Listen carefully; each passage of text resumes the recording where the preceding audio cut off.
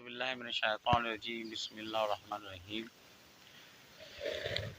لوگوں کا کہنا یہ ہے، اور جو اس معاشرے میں بھی رواج چل گیا ہے، کسی فرض نماز پڑھ لو آپ کی نماز ہو جاتی ہے۔ ٹھیک ہے، نماز ہو جاتی ہے، انکار نہیں اس بات سے، لیکن یہ تمہیں کیسے معلوم کہ آپ کی نماز فرض ادا ہو گئی اور اللہ کی بارگاہ میں قبول ہو گئی؟ اسی وجہ سے ہمارے آقا رسول کریم اور صحابہ کرام نے، تابعین تبع تابعین نے، اور اولیاء الزام نے، اکابرین نے اس میں جو پوری ترتیب دی ہے ملا جلا کر، کہ پہلے سنت ہے، پھر جیسے ظہر کی نماز میں پہلے سنت ہے 4 موقدہ ہیں، پھر اس کے بعد فرض ہیں 4، اس کے بعد 2 سنت ہیں، پھر 2 نفل ہیں۔ تو کہتے ہیں اس کی ضرورت نہیں ہے، صرف نماز پڑھ لو فرض کی، وہ آپ کی ہو گئی۔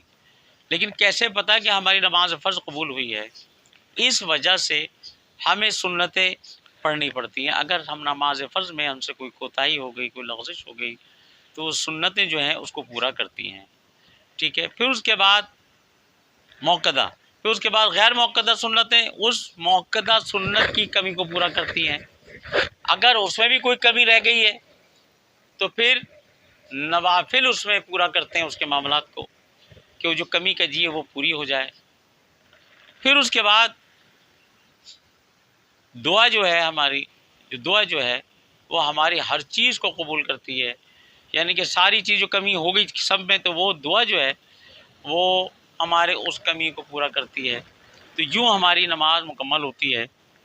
صرف نماز فرض پڑھ لینے سے ہماری نماز مکمل نہیں، ہو تو جاتی ہے، اب قبول ہو رہی ہے یا نہیں ہو رہی اللہ کو معلوم ہے۔ نفل جو ہے وہ قبول ہوتے ہیں اللہ کی بارگاہ میں، سنتیں جو ہے وہ قبول ہوتے ہیں اللہ کی بارگاہ میں، کیونکہ اس کا حکم نہیں ہے آپ کو۔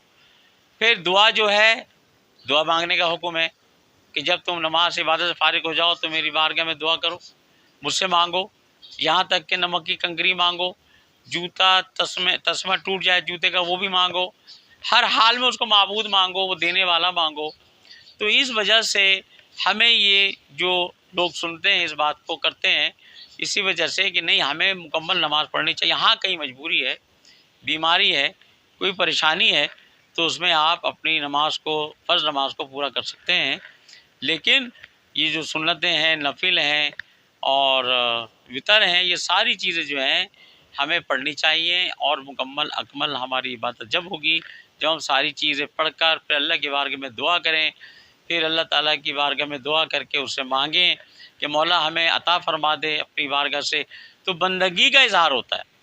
کیوں کہ کثرت نوافل سے، اے میرے بندے تو میرے اتنا قریب ہو جائے گا، میں تیرے ہاتھ بن جاؤں گا، کثرت ذکر الہی سے اور کثرت نوافل سے تو میرے اتنے قریب ہو جائے گا، میں تیرے ہاتھ بن جاؤں گا، میں تیرے پاؤں بن جاؤں گا، میں تیری زبان بن جاؤں گا، ساری چیزیں وہ بن جاتا ہے نوافل سے، فرض سے نہیں کہا اس نے۔ فرض کا تو حکم ہے، آپ کو پڑھنا ہی پڑھنا ہے، قبول ہو نہ ہو آپ کو پڑھنا ہے۔ نوافل کا جو اہمیت جو ہے وہ بہت زیادہ ہے، وہ اللہ کی بارگاہ میں قبول ہوتے ہی ہوتے ہیں، اور وہ کسی کی نفل عبادت کو رائے گاہ نہیں کرتا، کیونکہ ہندو عیسائی سب نفل عبادتیں بہت زیادہ کرتے ہیں، غریبوں کو کھانا کھلانا، غریبوں کی گھر بنا کے دینا، ان کی مدد کرنا، ان کا علاج کرانا۔ آپ دیکھیں تقریباً ہمارے دین کے علاوہ تقریباً دینوں کے اندر ہیومن رائٹس پر جو کام ہوتا ہے وہ بہت زیادہ ہوتا ہے۔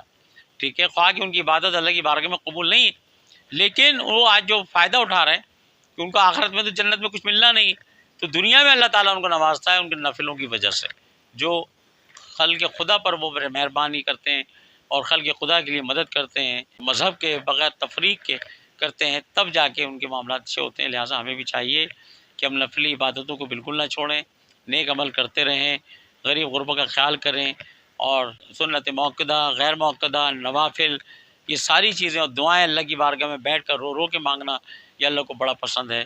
تو بہرحال ہمیں چاہیے کہ ہم مکمل نماز پڑھیں، اور اس پہ اتفاق نہ کریں کہ صرف فرض پڑھ لو اور بھاگ لو اور کام ہو گیا، ایسا نہیں۔ ایسی پتہ نہیں کیا ہوگا ہمارا کل آخرت کے اندر، وہ نمازیں ہماری ہوں گی بھی نہیں ہوں گی، تو اس کا خیال کرنا چاہیے۔ جو ہمارے بزرگان دین کا طریقہ رہا ہے اس پر ہمیں عمل کرنا چاہیے۔ وما علینا الا البلاغ۔